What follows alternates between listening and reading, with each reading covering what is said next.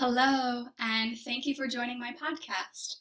My name is Sarah Prentice, and today I will be exploring the concept of equity through a conversation with Professor David Singranelli. Before I introduce our guest, I'd like to lay some groundwork about what equity actually means.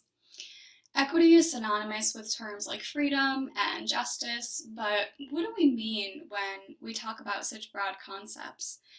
Think of it this way. Equity, like freedom and justice, is a journey rather than a destination. Equity requires ongoing systematic work to create and sustain conditions that provide quality of life to all individuals. This systematic work can take different forms. In the context of modern public service, it can mean advocating for affordable housing, accessible healthcare, or anti-discriminatory hiring practices, just to name a few. All of these initiatives live under the umbrella of human rights, and it is what distinguishes public service from other paths.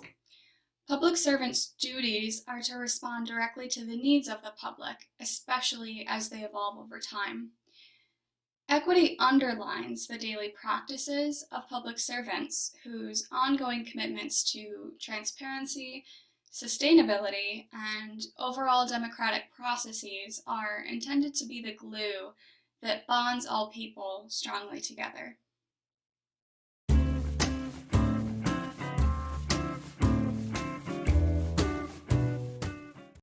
Here with us now to elaborate on his own perspectives is David Singranelli. David is a professor of political science at Binghamton University, whose work centers around human rights, public policy, and foreign policy. He has several publications, including the Singranelli and Richards Human Rights Data Project, commonly referred to with the acronym CIRI or CIRI. The CIRI, quote, provides information about government respect for a broad array of human rights in nearly every country in the world, end quote. This human rights data set, one of the largest in the world, has been used by the United Nations, hundreds of governments, global organizations, news outlets, and academics. David is currently a member of the U.S. Political Instability Task Force, who is working on a successor project to the CIRI. Thank you for joining me today, Mr. Singranelli. Thanks for inviting me. Can you speak about the importance of using data-driven decision-making for the creation of equitable policies? Yes, I think it's really important that we make decisions, policy decisions about who gets what valued thing in society and who doesn't get it, based on data or statistics rather than stories, right? Because our anecdotes, our stories are not necessarily representative of what typically happens. And we don't want to make decisions based on unusual cases. We want to know what the normal case is. So I'll give you the example in the United States right now.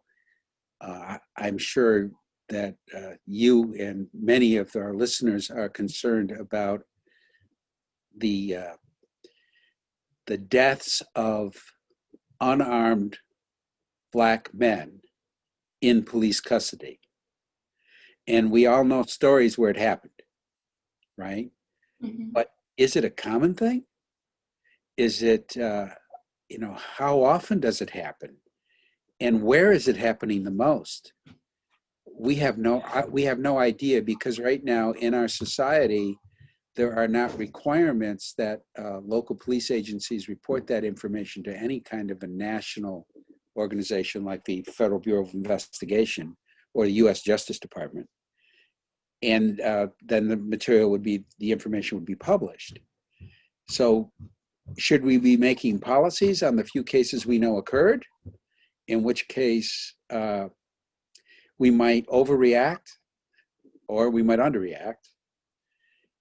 Or wouldn't we be better off knowing more information about how common is it? So I'd want data to be collected on every time an unarmed civilian dies in police custody. Every time. I'd want that reported to a national database, and I'd want to know more information about the circumstances of that person's death. The race, where they lived, what they were doing, all those things. And I think once we had that kind of information, we could talk about police reform, or police reform in, I'm sure there's some reform that could be done that would make things better, but how drastic should it be? What kind of reform should it be?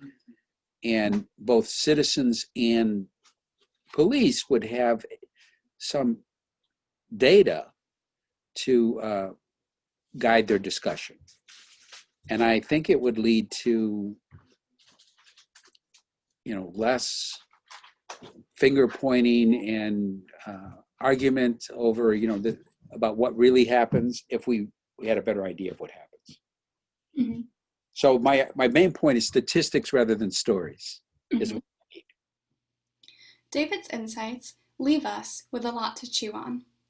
His suggested approach to police reform includes police agencies reporting every occurrence of unarmed people being killed in order to organize our national data collection of police brutality, and therefore strengthen our understanding of how, where, and when it occurs, so that we can learn how best to reform the police and stop lives from being lost. I hope you enjoyed our conversation today. Thank you for listening.